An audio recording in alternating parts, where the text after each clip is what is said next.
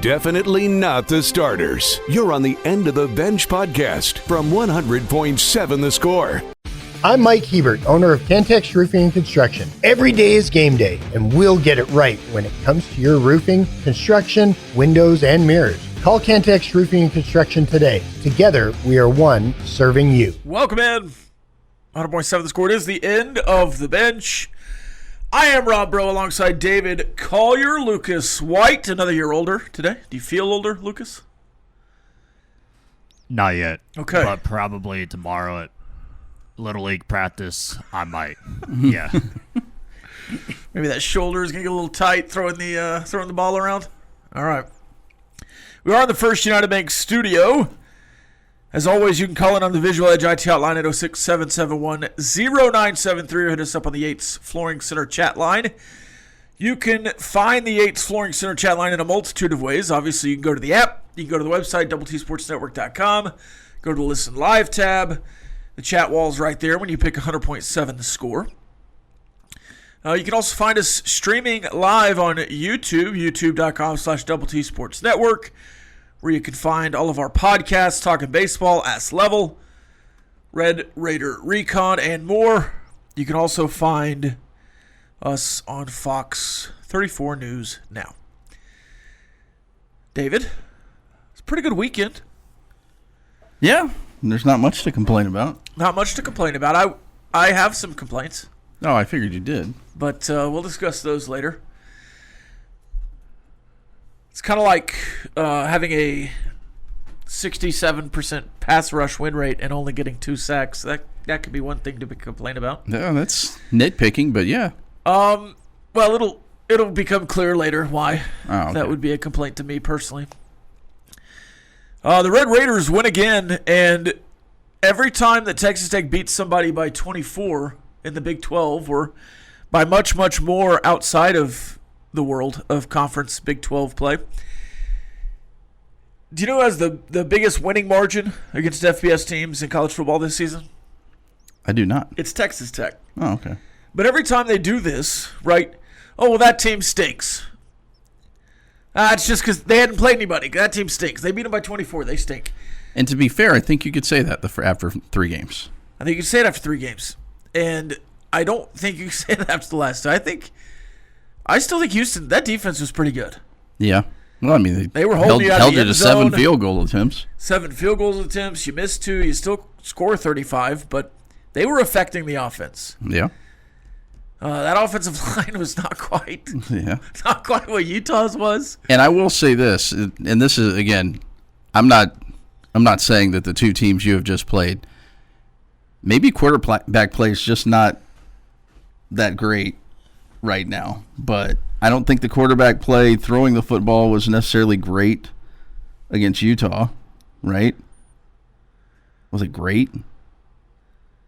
It wasn't elite, no. It wasn't elite. And I don't think it was anywhere close to that besides 1 throw in the Houston game. I mean, their tight end had like 2 catches, right? Their tight end? Yeah, who was supposed to be decent. Oh, you're talking about Dampier and Wakeman. Yes, I'm talking about, yes. Yes, okay. I thought you were talking about our quarterbacks. No, absolutely not. No, the Texas Tech quarterback play has been completely fine. The opposing quarterback play has not been great, but has been very affected. Oh, without a doubt, yes. Yeah. Yeah, no, I'm not saying that they're just sitting back in the pocket and just throwing ducks. Yeah. And they are throwing ducks. They are throwing ducks, but it's because they're throwing off their back foot or being pulled down while they're throwing. But I just wonder. Yeah, Zion Chris, his first pass, or maybe second attempt, was a laser over the middle into the face of a blitz, 0 coverage, and Brennan Jordan falls down while he's trying to defend the guy, and he runs for a 64-yard touchdown. Yeah. If you took that play off the board, which you don't do in football, that's not how it works, it does look completely different. But it is, I mean, they just dominated pretty much in every facet. This defense is legitimate, but I still think Houston's a 75-8-14. Yeah, I do too. I come away from that, and again, I know how good the Texas Tech defense is. I still come away from that going, man, can this team score any points? and that's not fair to Houston because they were going against one of the top 5 defenses in the country, maybe top 3. I think Texas Tech right now is the best defense in the Big 12. Yeah. But I honestly think you've played the 3rd and 4th best defenses in the Big 12 in the last 2 weeks and scored 34 and 35. Yeah. I think BYU probably the 2nd best defense in the Big 12, and you play them later on in the season. But you're about to go on a stretch where you're not playing the best defenses. You play Kansas and Oklahoma State in the next 2 weeks, and it's going to look a little different. Yes. Yeah. And even if that's the thing is, I think Kansas has scored 27 or more in every single game. I think they could score 27 in this game, and you'll be fine. Yeah. I mean, we've got plenty of time to talk about that, but I don't think they're going to score close to 27. But even if they do score 27, you still might win by 24. Yeah, we went into last week's game, and I said, if they score 17, I'll be pretty frustrated. Yeah. And we talked about some different scenarios that would have happened between Texas Tech and Houston. How it happened defensively, I was completely satisfied. They had the one busted play where they score a long touchdown, but they really didn't do anything else. No, they turned it over multiple times. They didn't really move the ball at all. They couldn't run at all, which I didn't think they were going to be able to run. But I think going into the next game, it'd be like 24 probably would be my number, or 28. Like, I think Kansas is good enough to score. Yes. On pretty much anybody. And I think offensive coordinator-wise, they do a good job of scheming. But they didn't look very crisp against UCF. Certainly not in the first half. And they finally kind of learned how to tackle in the second half. I was watching the end of that game after the Texas Tech game, preparing for the postgame show. And Kansas stuffed them on 4th down at the 1. With what, a minute 40 maybe left? Yeah. It was like 120, 140, something like that. I was like, okay, game over. I'll flip it to Colorado TCU. So I flip it to Colorado TCU, and then I get this text from Clint Scott. Yeah. I was like, oh, wait, it might not be over. Is it something so I flip it back, and they're at the 20. Yeah, UCF's at the 20. Well, yeah, because they didn't. It was like they were I don't remember the sequence, but they weren't trying to get a first down, or if they were, it certainly didn't look like they were. Yeah. Because I had it on as well, but I was getting stuff ready at the time, and I'm like, and I walk out of the room, I come back in, and I'm like, what are we doing? That's exactly what it was. Get a first down and you win. Get a first down and you win. Yeah, and then they were not trying to do that. So, yeah, it's another week of not being scared of who you're playing against. Bullfighter says, pretty sure Houston had 2 big plays. Well, forgive me. One went for a touchdown. The other one, I guess, turned into a field goal. What was the other big play? I just remember the touchdown. It was the long pass on the right side. Oh, yes. That was a PI, and then they declined it. Yeah. That was a field goal. So. You knew they were going to get at least one of those. Yeah. We talked about that last. Playing time is not required. This is the End of the Bench podcast from 100.7 The Score. Welcome back. Major League Baseball over the weekend. That's still going on. Still going on. Still happening. All 4 games on Saturday. Brewers beat the Cubs 9-3.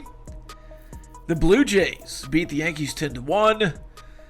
The Dodgers beat the Phillies 5-3. The Tigers beat the Mariners 3-2. The American League Series continued on Sunday. The Blue Jays go up 2-0. The 13-7 win over the Yankees. And the Mariners even up that series 3-2 over the Tigers. The National League continues tonight as the Dodgers and Phillies get going at 5:08. And the Cubs Brewers at 8:08. We'll have that Cubs-Brewers game on 100.7 The Score. Pre-game following the high school fan zone, which will be Estacado, Memorial, and Liberty. Also tonight on the airwaves, Kansas City and Jacksonville. With the high school fan zone on The Score tonight, that broadcast will be on Double T 97.3.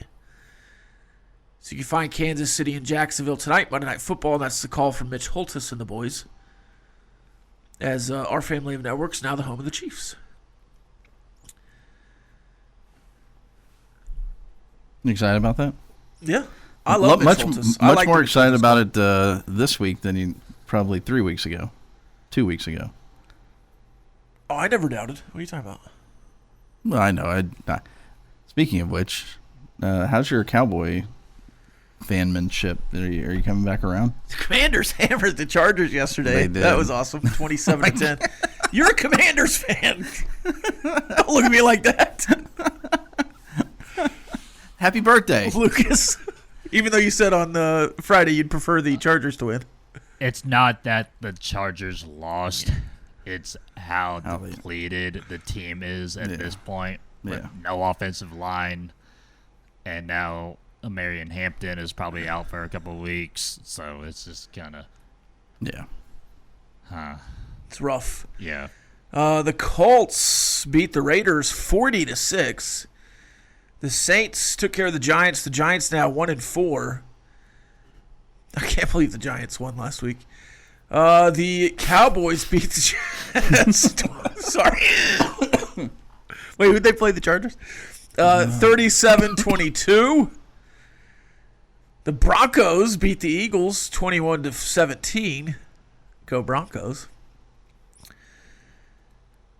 Let's see. The Panthers, who were down, I think, 17-0. Yeah, 17 or 10, one of those two, yeah. Come all the way back to win 27-24. The Texans hammer the Ravens. The Ravens, woof. The Cardinals. The Cardinals up 21-6 at half. They give up 16 fourth quarter points. And I believe it was DeMarcado. Yeah, it was. From TCU. A very Big 12 flavor in this at the goal line. Comeback. Punched the ball out. Fumble. He didn't punch it out. Oh, he just dropped it. He dropped it. Yeah, that's true. There was a punch. There was a punch attempt. I was trying to give him the benefit. He had already dropped it by then. I was trying to give him the benefit of the doubt. No.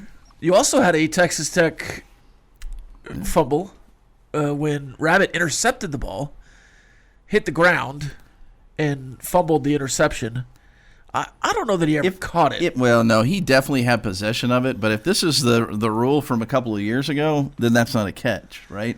Well, and if a receiver... Because he took like 2-3 steps. He had it tucked in his arm. He hit the ground, and the ground caused it. If a receiver catches that ball that's and what I'm saying, falls, it's an incomplete pass because he didn't survive the ground. Or, if anything, a review to see if he... Yeah. Yeah. There was nothing. Instead, it was just a fumble after the interception, and the Titans got the ball back. In the end zone, they got the ball back. 22-21 that final. The Cardinals, I mean, you got to be sick if you're a Cardinals fan. Know any Cardinals fans? One. Oh, one. But he has since jumped ship, I believe. I think he's just gone to the Chiefs. No, that's lazy. The Bucks pick a team like the Bucks. The Bucks beat the Seahawks 38-35, and Baker Mayfield was 29 of 33, 379 yards and 2 touchdowns. And I think he was spurred on by a little trash talk pregame from the fans.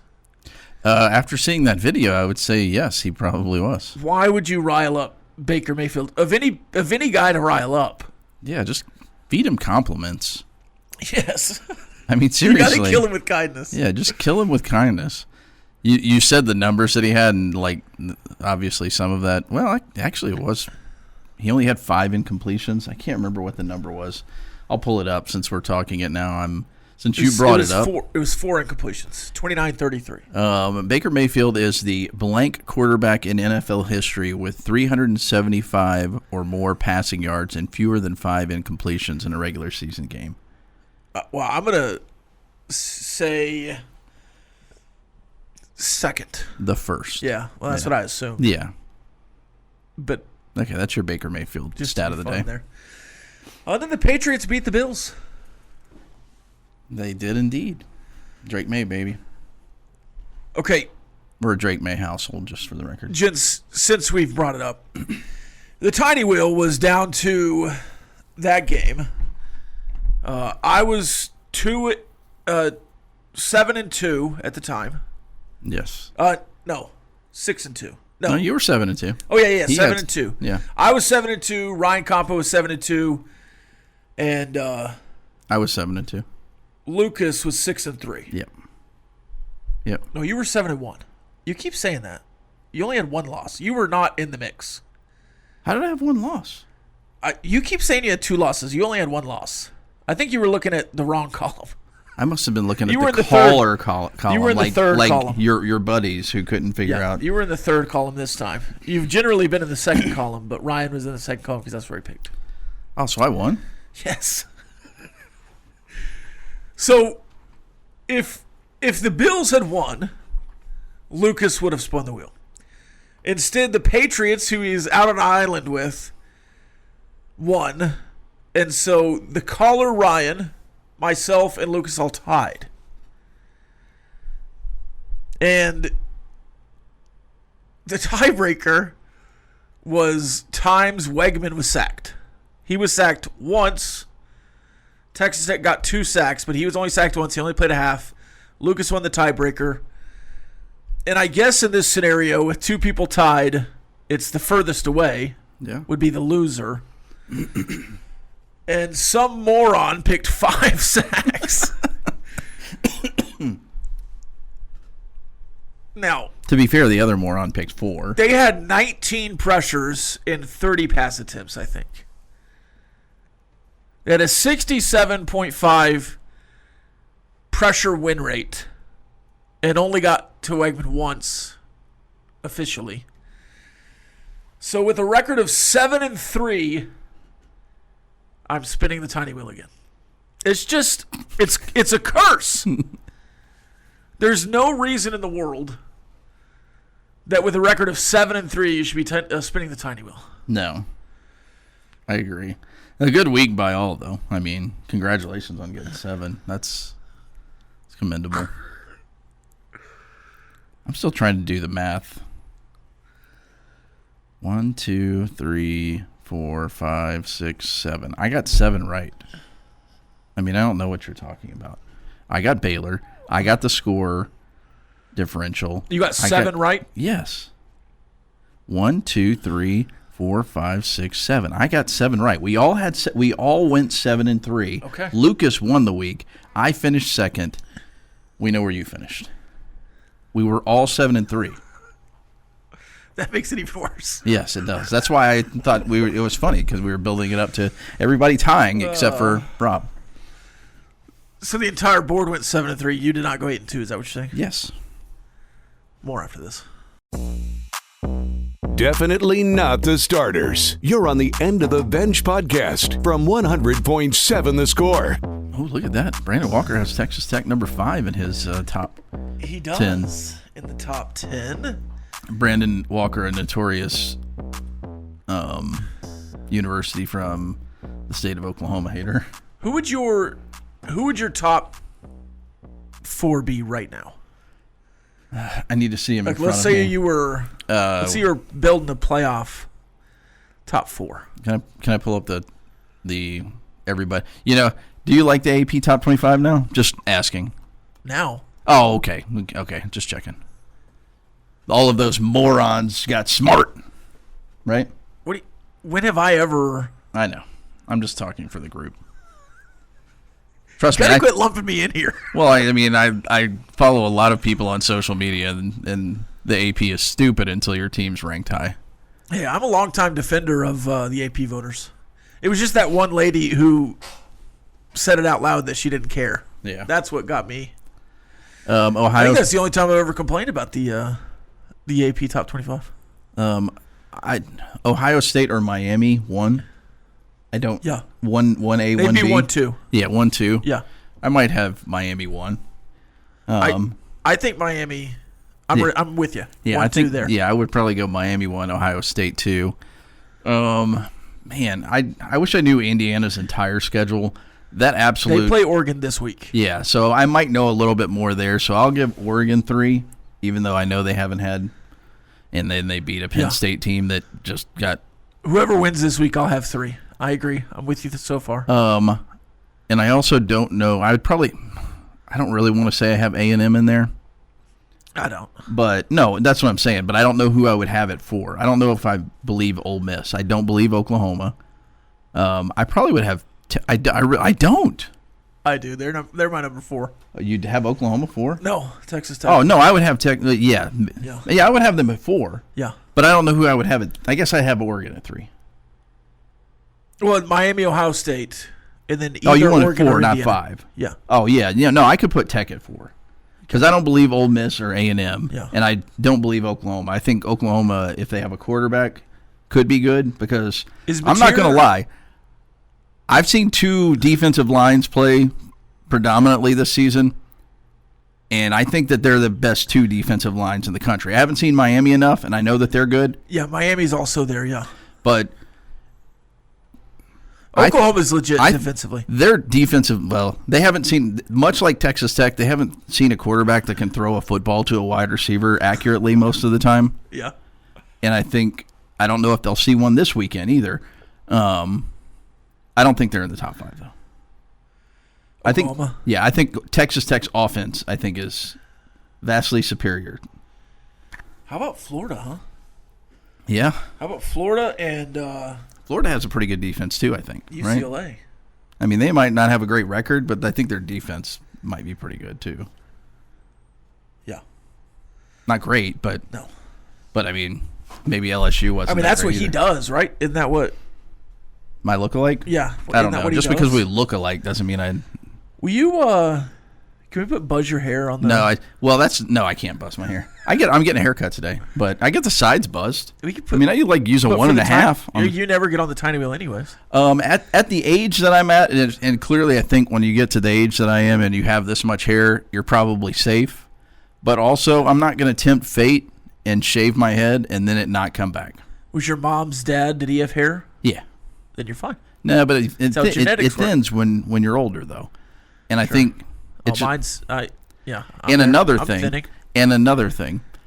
If it's anything like the face, like I shaved my beard one time, and the next time when it grew back, it was gray. There's no gray in this hair, and it's all natural. There's no way I'm shaving my head with the potential of gray showing up. Sorry. I would have to lose a tiny wheel. That's what I'm saying. Oh, okay. Well, Just put it on there. When's the last time I did that? All right. 6-7 years ago. Maybe once. All right, let's check the calendar here. Your daily look at what's happening in the world of sports, birthdays, and holidays. Let's check the calendar. It is National Noodle Day. Like fishing noodling? That? No, it looks like Asian noodles. Oh, okay. I'm from Oklahoma, right? So you immediately think of that one. Sure, the catfish. Yeah. National Mad Hatter Day. I'm not from Oklahoma, but very happy on birthday to you. National Badger Day. We don't need no stinking badgers. National Coaches Day. Tech's got a good couple of those. Yeah. National Plus Size Appreciation Day. National Transfer Money to Your Daughter Day. That seems like that's more than just one day a day. And for Choice Woodman, it's National Zero Your Inbox Day. That should be a punishment for him. He should have to open every single email, and that's what next time he loses on the tiny wheel. That's going to be on every single spot. And he somehow still won't hit it. Right? I've got 97,455 emails on my phone. Are you just trying to get No, I have a spam account that I just never look at. It's like I sign up for stuff on that account. Yeah. But text, I always zero my texts, which is he has hundreds of them in there. Let's see how many birthdays notifications I have. Tony Dungy turning 70 years old today. Then we have Quincy Acey turning 35. Jonathan Kuminga turning 23. Shout out to the Red Raider legend. Bronny James turning 21. Richard Seymour turning 46. Kyle Pitts, 25. And the quarterback that I hope wins tonight, Trevor Lawrence, turning 26. What's your prop this week? Your Patrick Mahomes prop. Rush attempts. Okay. It was at 4.5. Also, happy birthday to Texas Tech Sports Information Director Chris Duarte. And Dante Balfour. Cornerback. Yes. Do you have any this days in sports history? Oh, you would like that now? It's kind of how we do it. Oh, okay. I know, I just like to annoy you. On this day in 1945, tavern owner Billy Goat Cianis bought a seat for his goat for Game 4 of the World Series, yada, yada, yada, escorted out. Cubs didn't win for a long time. Then they won. So, there's that.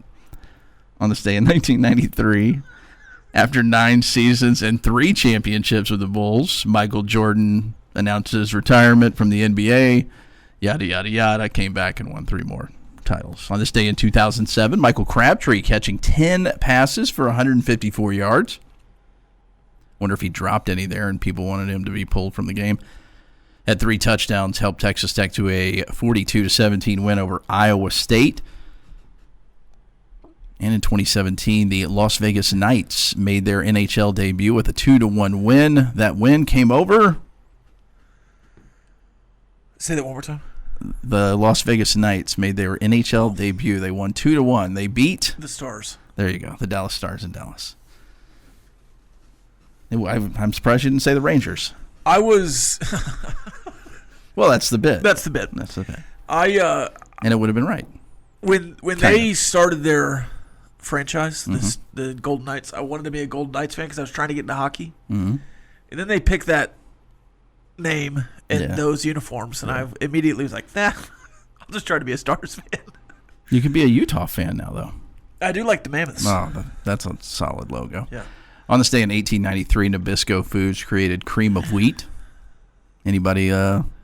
No. Have no desire. And on this day in 2000, the movie Meet the Parents premiered. I've got nipples, Greg. Can you milk me? More after this. 100.7 The Score. It's the end of the bench. Playing time is not required. This is the End of the Bench podcast from 100.7 The Score. I watched the new Mark Wahlberg movie this weekend. It was the most insane first 10 minutes I've ever seen in a movie. And it really didn't get much better. But if you know this about me, David Collier, and you might, one of my favorite styles of movies is like a heist movie. Okay. So the Italian Job? Italian Job? Italian Job's great. Okay. That was my guess. Oh, that's not the movie I watched. Oh, wow. New movie. Oh, new movie. It sounds great. Yeah. So it wasn't the one where Ocean's 11, Ocean's 12. I love all those movies. He's in the one where he's the bad guy, and they're like hunting some treasure. It's like from a video game. Uncharted. Great movie. I thought that was a great movie. Everyone hates it because it's not like the video game. Or some nerds. I didn't even know what. I've heard of the video game, but no, I like that movie. No. This is like a legitimately new movie that just came out. Oh, okay. Play Dirty? I think it's Play Dirty.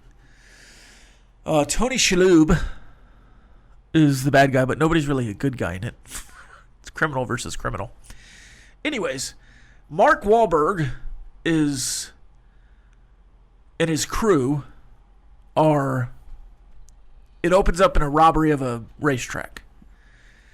Now, no spoilers here, but the first 5 minutes, let's just say the robbery goes sideways somehow, and they're escaping through the racetrack, and they start driving with all the horses, and all these CGI horses are just like crashing into the car, just like flipping over the car, and it feels like straight to DVD CGI of all these horses just flailing around in the first 5 minutes of this movie. Oh. So not as good as Uncharted, is what you're telling me. No. Okay. But, like, if you just want to watch a dumb movie for 2 hours, I mean, there's nothing wrong with that. We had trains in the middle of New York City falling off the platform. We had people turning on people, lots of stealing. We were stealing from thieves, and then thieves double-crossing other thieves. We threw a guy off a building. I mean, it was exciting. It was an exciting movie. Sounds like Uncharted. No, they were both trying to thieves, steal a shipwrecked piece of shipwreck. So, like I said, I mean, if you didn't get thrown off a building, but somebody did fall from a ship that was flying from a helicopter, right? It was just Lakeith Stanfield instead of Tom Hardy. Or, what's his name? Holland? Holland, yeah, Tom Holland. Two completely different times. Both in superhero movies. Yeah, one's big and Spider-Man and Venom. They're probably more similar than you might think. Venom's a lot bigger than Spider-Man. Well, yeah. Anyways. The movie was crazy.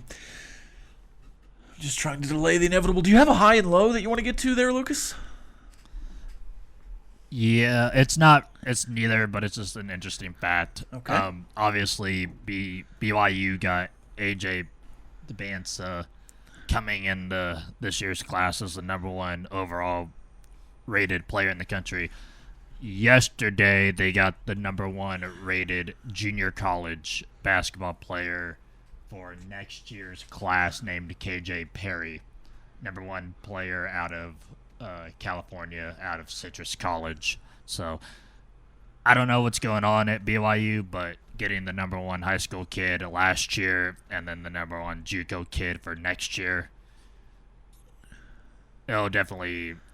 I know it. So basketball doesn't revolve around one player, but it'll definitely draw some interest. More so than most, I would say. Here. Yeah. Very excited for this year's matchups with BYU. I think you play them twice. No, I think maybe you just host them. Very excited for that. Oh, by the way, just want to let you know, Lucas, you share a birthday with Barry Switzer. Anyway, go ahead. Is that the Dr. Pepper sheriff? No, he was not the Dr. Pepper sheriff. Fansville. Yeah, the Fansville sheriff. Fansville, yeah. I don't remember who he is. I think he did a lot of steroids. He's in a lot of movies. Okay, all right. Stone cold. All right, on the list this week, book report on A.J. Brown's book from the sidelines. I think I need it to create my inner excellence. Yeah, it's done wonders for him. Your mom makes your picks next week, which, I mean, I went 7-3 this week, and I'm spinning the tiny wheel, so I don't know that matters much. Grow a rat tail, smelling salts, and no solid food for a week. So, those are the options this week. If it's smelling salts, at least David and I will do them. Yes? Yeah. You in for smelling salts, Lucas, potentially? Potentially. Okay. So hopefully it's that. Reaction. Oh, yeah, I can wait for us to do it and then maybe do it in the break or something. But those will be done on air, hopefully. And I hope that's what we spin. But as always, lots of integrity here. David will watch and we'll spin the tiny wheel. Again, I went 7-3. And the tiebreaker had to do with rushing the passer, and Texas Tech had a 66.7% rush win rate, and I didn't get enough sacks. So let's spin the wheel here.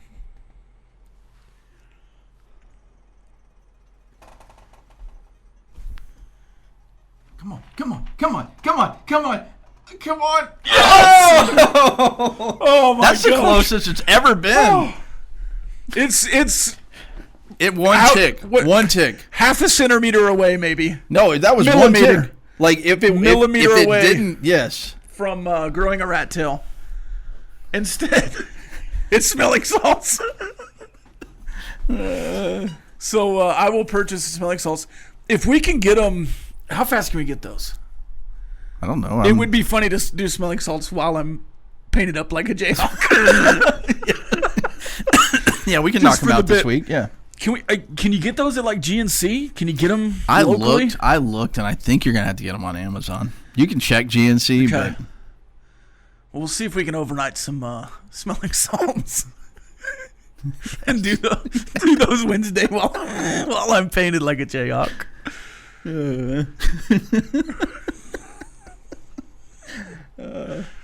yes. So there you go, Timo. You kind of got your wish there. That was awesome. That was. I mean, it was. I'm not. I didn't think it was going to click over. Yeah. There was one movement. It was yellow, and in rat tail, and it went one more move, and it was done. So I've never seen it. Usually it sits in the middle of the thing, or like. Can we get Ryan to do some smelling Yeah. salts too? Yeah. I'm gonna. I'll let him know right now that he has Okay. to go buy some smelling salts. Maybe it'll wake him up next time he does awesome. picks. That was awesome. Guy lives in the Eastern time zone. He sounded like he was asleep during the whole pick'em. Okay. Thoughts on James Franklin's tweet yesterday? We'll talk about James Franklin. I've not been on the fire James Franklin because he can't win a big game train. But to lose to Penn State and then to allow it to beat you twice. And for Jerry Neuheisel, who'd never called plays before, I don't think, and didn't know how to work his headset, to go off on you, and then Nico Imaleva to look like a Heisman candidate again. I might be on the fire James Franklin bandwagon now. Smelling salts aren't a punishment. I hit them on a daily basis. That is. Yeah, wow. Kudos to you. Yeah. Playing time is not required. This is the End of the Bench podcast from 100.7 The Score. Let's do our power rankings, David Collier. Mid-80s. Okay. I believe I went first last week. All right. I'm horrible at the tiering thing. I think we figured this out at this point. So I'll just go 16-1. We basically fleshed out the bottom four, rather. Oklahoma State, West Virginia, UCF, and Colorado remain my bottom four. There was no movement there at all for me. This is where it gets weird. There's a lot of different. As I mentioned earlier, I feel more like an AP voter the further along we go with these power rankings. At number 12, the Kansas State Wildcats. I have them drop a spot. They were 11th last week. They flip-flop with the Arizona Wildcats, who had a bye week this past week against Oklahoma State. And this one hurts me. It pains me, but I just don't think their offense is necessarily that good and good enough. And if the quarterback doesn't come out of the locker room for the first half of their next game, I don't know how good they're going to be. At number 10, dropping 5 spots, the Houston Cougars. I dropped them last week, Yeah. but Yeah, that was a fall from grace for me. Right above them at number 9, Kansas, 8, Baylor. And this is all murky, this whole group right here. But since Baylor won their game, I still had them drop with their win. But you know what Baylor scares me about Baylor? If you're playing them and you're not on the schedule, they can win close games. yeah. they figure out a way to win. It might not be pretty, but they're able to do it. So that's kind of, but still, they're 8. TCU at 7. Both of those teams dropping, and I think you'll find out why here in a second. At 6, I have Utah, and it's just because I think I'm rewarding teams that have won their conference games, maybe too much at this point. 5, dropping 3 spots, Iowa State. And they're dropping because I have to put Cincinnati in front of them because they lost to Cincinnati. Cincinnati jumps 4 spots, but they're not my biggest jumper. At number 3, I have BYU. And then I have the contenders for the Big 12 championship. I don't know that anybody else at this point is contending for me. I'm sure that will change. Number 2, Arizona State, and I think it goes without saying. Number 1. We have the same top 6, but not in the same order. Yeah. And again, my 1 through 4 is because they're the undefeateds. Yeah. At this point, I know it's some people have not played enough conference, but they're all 2-0. So I think I'm going to put them in my top 4 for that reason. Lucas, what do you have? At 16, I have Oklahoma State. And then working my way down, I have West Virginia, Colorado, Houston, UCF, Kansas State, and Kansas. So that's 16 through 10. At 9, I have Arizona, 8 Baylor, 7 Utah, and 6 TCU. And then 5 all the way down to 1, I have Iowa State at 5, Cincinnati 4, BYU 3, Arizona State 2, and Tech at 1. So we all have the same top 3 at BYU, Arizona State, and Texas Tech. My final 4 or last 4, bottom 4, whatever you want to call them. Same as last week, Oklahoma State, West Virginia, UCF, Kansas State. Hater. The next 4, Colorado, Houston, Arizona, all the same as last week. I'm pretty certain that's just how it's going to be the rest of the year. Yeah. I don't think you'll see a lot of movement in those 6. 7, whatever it is. Baylor with a win drops to 9. Kansas with a win drops to 8. TCU, Iowa State, Cincinnati. Cincinnati up from 9 to 5, I believe. Utah stays at 4. BYU jumps even further to 3. 2 weeks ago, they were 9. But I've seen enough of this offense to think that they can be competitive. Arizona State up to 2, replacing Iowa State. And Texas Tech, number 1. Receiving all first-place votes. Receiving all first-place votes, yes. And there are other teams that I would move with a win. Like I don't know who BYU plays this week. If BYU does enough this week, I think even with an Arizona State win over Utah, if in a certain type of way, I could imagine BYU moving up. But I don't know that there's a world with any kind of win that I would move Texas Tech off number 1. No. There's only one way Texas Tech moves off number 1. Yes. And that would be with a loss. BYU at Arizona. Okay. That's an interesting game. I think Noah Fafita is back to his Noah Fafita-ing ways. They might be able to score on BYU. Oh, West Virginia scored 27 on them. Yeah. Arizona State, Utah. TCU, yes, Kansas Arizona State. Arizona State, Utah is why I have them at 2-4, because whoever wins that game is going to be 2 next week. Yeah. I don't think, since it's at Kansas State, that might be a game against TCU. Every one of these conference games besides Houston, Oklahoma State is interesting. Yeah. Like every single one of them. Like, do I think BYU is going to lose to Arizona? It's a much better Big 12 week this week than it was last week. Yes, yeah. Playing time is not required. This is the End of the Bench podcast from 100.7 The Score. Welcome back.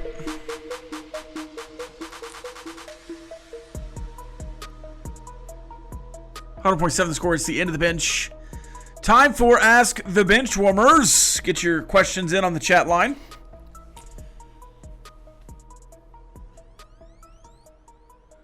This texter says, Rob, respect by the bookies is based on players interested in betting Arizona more plays. Yeah, I'm sure that goes into it, but also, that's how lines move, not necessarily how they're set.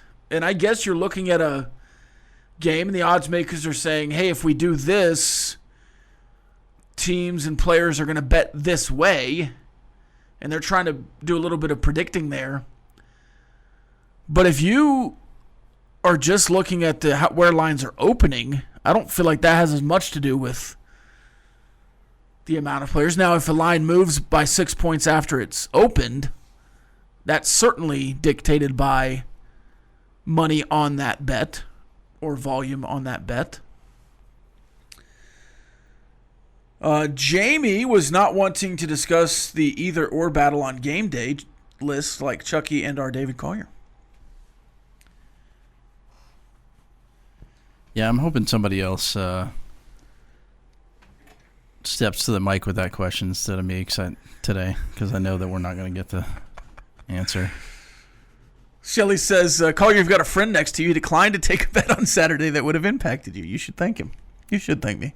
Thank you, Rob. You're welcome. Thank you for taking one for the team. I feel like it's not worked for me, though, because Bullfighter says, Benchwarmers, in honor of Rob liking man muscles. I was wondering if y'all might know where the muscle of our defense might be projected to get drafted. Where'd you get that picture of me, Bullfighter? Now, this is an interesting question. David Collier, who's the muscle of Texas Tech's defense? I would think it would be what are you trying to say? I'm not trying to say anything. I would think it would be the defensive line. It would be David Bailey and Skylar Gill-Howard, Romello Height. I would think that, and I'm not discounting what Jacob Rodriguez and the linebackers have done in any way, shape, or form, because they were still good last year. They seem better this year. Yeah. And I think that is in part. It doesn't say muscles, it says muscle. The muscle of the defense. So if you want to answer it in that way, you just project all four starters on the defensive line where they might get drafted. Oh, gosh, I have no idea. You mentioned David Bailey in the first round. David Bailey, top 20. Yeah. Romello Height, it seems like he's trending. Yeah. I heard somebody, I don't know where I listened to this, but last week, basically they think that he might be a better prospect in the NFL than David Bailey. So just more production from David Bailey. Yeah. I would go day 1, David Bailey. Yeah. Day 2, Romello. Day 3, with a slight chance for day 2, late third. But day 3, the other two, both your defensive tackles, I think, will get drafted. Lee Hunter and Skylar Gill-Howard. And then Jacob Rodriguez is so interesting because he has insane production. I saw somebody put together his last 18 games. So last year's 12 plus last year's 13 plus 5 here. And his last 18 games, he has 155 tackles, like 5 forced fumbles, 2 interceptions. Just insanely productive in his last 15 games. Now, does he get dinged in the draft because of age? Does he get dinged in the draft based on positional value? Like, where does he fit in an NFL defense? I don't know. But he'll get drafted for sure. Probably should be a day 2 guy, but you don't see a lot of his middle linebackers, off-ball linebackers getting drafted like that. What the heck was that? I thought you kicked something. No. I have no idea what that was. There's a rat in here. Yeah. I'm trying to figure out like a comparison. Like my first, and this might just be because of the names, but do you remember Malcolm Rodriguez? Yep. The Oklahoma State linebacker? I consider them to kind of be similar. Yeah. He was a first-team All-American his senior year. Jacob Rodriguez, I think, has more interceptions in his career than him, so it might not be a good comp. But he was drafted late. Yeah. And for whatever reason, I don't think it's just the last name. It's just no, there's similar. The type middle of linebacker type. Yeah. Guy. So 6th round for him is probably partially because of some of the other dings, like you said. I mean, he's an older guy. I don't see why that should be a problem. No, and it's just at that position, running back, yes. Yeah. But yeah, he's going to get drafted. I just don't think it's going to be as high as what a lot of Texas Tech fans believe it should be. And I would love for him to get drafted in the 5th round if it's to a really good fit. Yeah. Like he went to the Lions. Mm-hmm. Your Oklahoma State linebacker. Yeah, my Oklahoma State linebacker. Well, the one you brought up. Yes.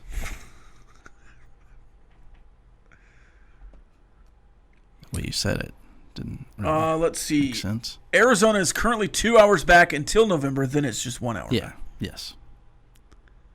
So that will be a. But it's like November, whatever. Yeah. Yeah. That's not a November game anyway, right? No. Yeah. So 2 hours. First November game's Kansas State.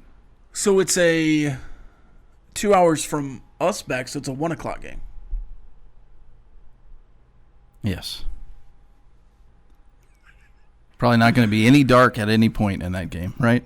No night game. If you're not, Arizona State wanted a night game there. If you're not putting 2 Hunter ranked first, teams, night game makes sense. If you're not putting Hunter first, it's because he's double teamed. No, there's no way a defensive tackle is getting drafted in front of these 2 edge rushers. Yeah. Maybe it is David Bailey, Lee Hunter, Romello Height, Skylar Gill-Howard. Maybe it's that order. But it's fairly insane to be confident that all 4 defensive lineman starters are going to be drafted. And I hope Anthony Holmes' draft stock is high enough to consider him to leave, but then come back and get paid. Yeah. Jacob Rodriguez. Not that Jacob's stock was that high draft-wise, but I would like for him to be able to come back. He will be the Taj Brooks / Jacob Rodriguez. We want you to stick around guy. So that's 5. Who else is getting drafted off this starting defense this year? So you would have does Bryce Pollock have any more eligibility after this, or is he? Yes. He has more eligibility. Uh-huh. That's right. He was. I think he's a junior. Who was it? He was one of the ones though that we talked to during the preseason, and that question was asked of him numerous times about, do you see yourself potentially being one and done here? Yeah. So I don't know. Do you think he might be the guy? He might be hey, we want this leadership in the back end of the defense. Yeah. Come back. Here's a little more money to stick around. Benchies, no free ads. What's your preferred bucket of chicken selection? Well, if you said bucket of chicken, then that you. Well, this isn't. I think this is thigh, breast. Oh, okay, yeah. She's trying to get me to go with the thigh here. Yes. But you're going to go a different route, aren't you? No, I would absolutely go thigh. Because I'm a thigh guy. Yeah. I'm not gonna say my answer because then that gets clipped. Yeah, I like chicken quads. I do like the legs as well. That'd be my top 2. The quads and the legs. I'm not saying mine. David would go with the breast, apparently. Chicken breast. The bottom line is up next. 100.7 The Score. This has been the End of the Bench podcast from 100.7 The Score. Go to 107thescore.com for more from the Double T Sports Network.